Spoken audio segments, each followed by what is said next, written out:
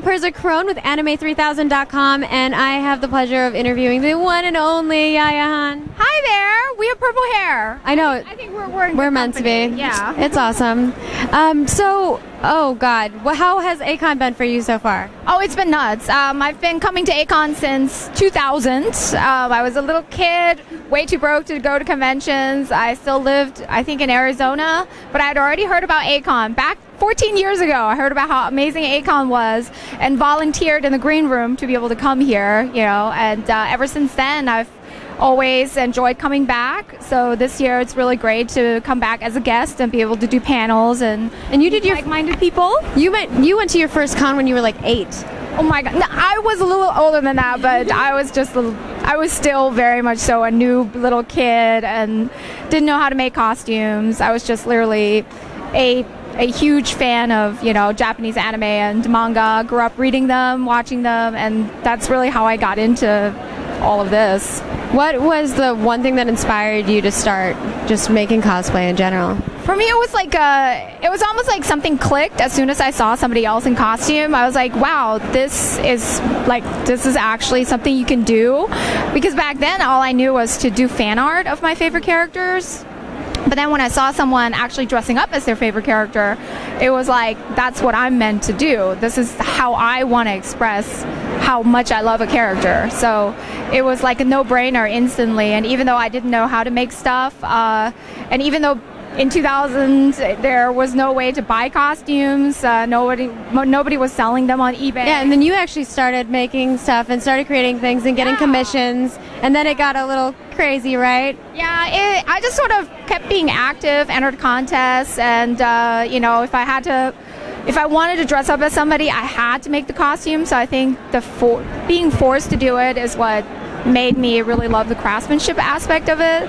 And so I think it was like maybe in 2001, 2002-ish is when I started being asked to do panels, and that's where like conventions started paying more attention to cosplay programming too. And thank God for cons, because it's like they're the reason why we even have a booming community now amongst cosplayers, because it's an amazing place for, I mean, I've interviewed so many people, and it's just an amazing place for like-minded people to get together and just have a place where we can feel safe and talk about the things that we love. Yeah, I talked to a girl yesterday. She's her second convention, second time dressing up, and she says that she can talk to strangers when she's in costume, but she's too shy to talk to someone and strike up a conversation in everyday life. But cosplay is like literally changing her confidence level and what she's able to do, and that's really exciting. So I'm going to take, you are bilingual, there are a million languages. You know so many, like about 5 or 6 languages. No, three fluently, and a little bit of... Still impressive. Yeah. And I know that you're really into ancient cultures, and so what is like the most exciting thing that you've learned so far with like going back and looking at ancient cultures? Oh, I grew up in Europe, and so it was that's why I think I was so into ancient cultures, because it was actually a little easier to get to places like Greece and Egypt. So I think my most memorable, what really influenced me a lot as an artist, as just a creative person, as a romantic, whimsical person that loves fantasy, really is visiting Egypt and taking a cruise down the Nile for a week with my mom. And I was still very young. I was like, I think, barely a teenager, and I was so impressionable, and just seeing how grand it was like entering a fantasy world. It's like, and then knowing that this was real, it wasn't just made up, this actually happened in history. I think that's why I have such a flair for, I don't know, those romantic fantasy, historically I guess influenced outfits and such. Yeah, but that probably, I mean, that inspiration, I mean, you make some amazing cosplays, and you add like this creative craftsmanship to it that I think obviously everyone respects, because they are in awe every time they see every new thing. I mean, for me, it really is just about bringing a character to life as well as making something that gives me joy. And that's why even after 15 years of cosplaying, I still do it, because I genuinely like holding myself away as a hermit in my crafting room and not coming out for a week and just sort of like losing myself in a costume project. And I think like with any other art form, cosplay being an art form, it's the journey that matters. It's not the end goal of dressing up and feeling glamorous. It really, for me, it's the actual making of the outfit, and yeah, the actually getting down and dirty at 4 in the morning, and and you blog about that stuff, and you tweet and Facebook and everything, and I follow it and I love it. And I know that you're working on an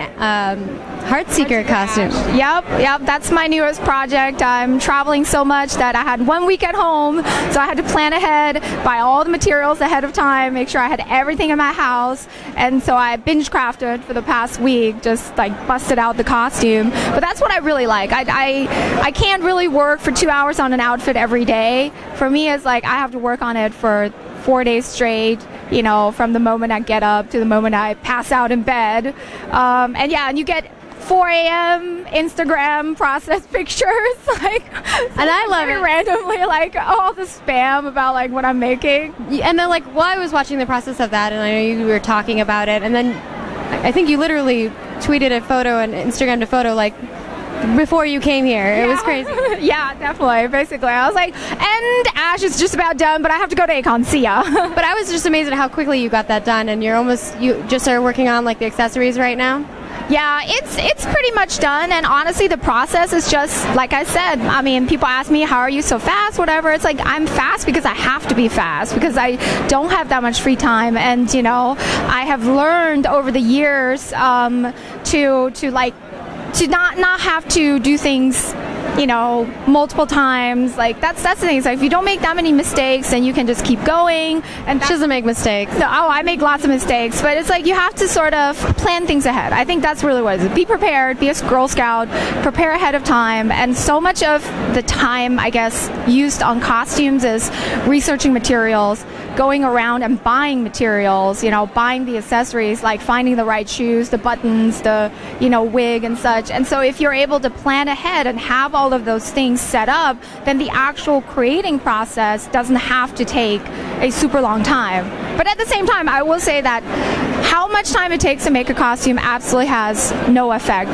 It should not matter whatsoever. Yeah, take as much time. Take a year. Exactly, right? Absolutely. So it's just because you're not that fast at making a costume, don't feel like you're not good enough for something. It takes me a year.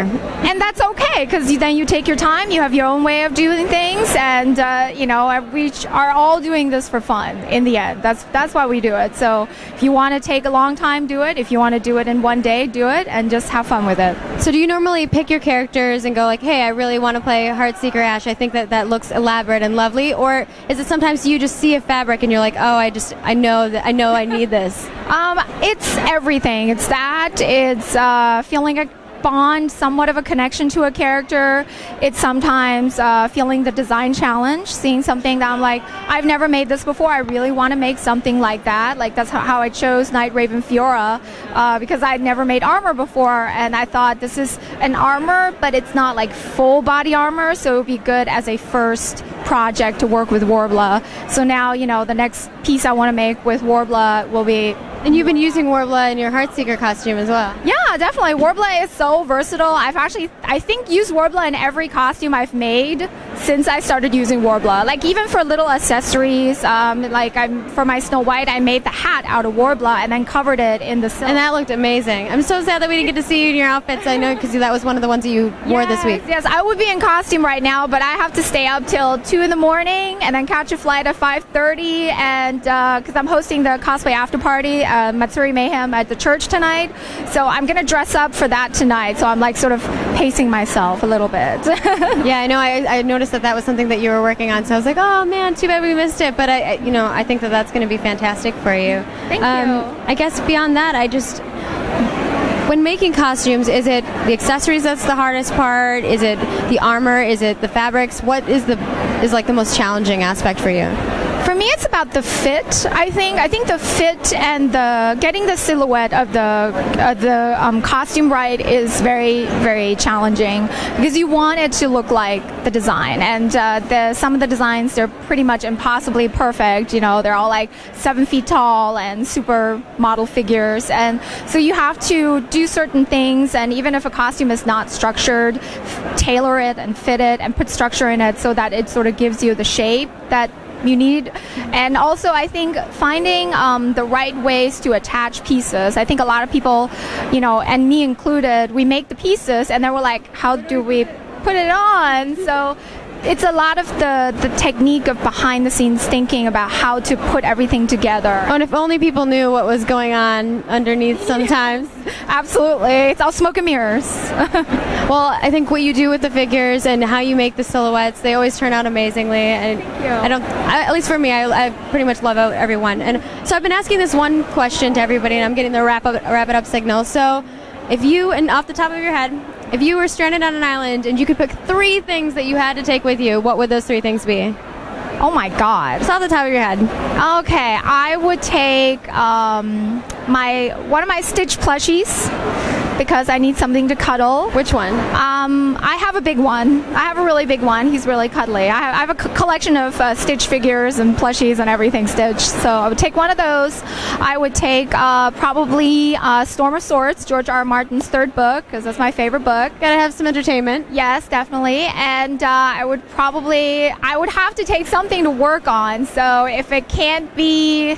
Build yourself a boat. There you go. Yeah, there you go. Okay, I take my sewing room with me, or at least take a sketch pad or something, and have to be able to create something. Okay. Well, thank you so much for taking the time out of your day to do this. I know you have a signing right now. It's madness. We'll get some footage of that, but thank you so much.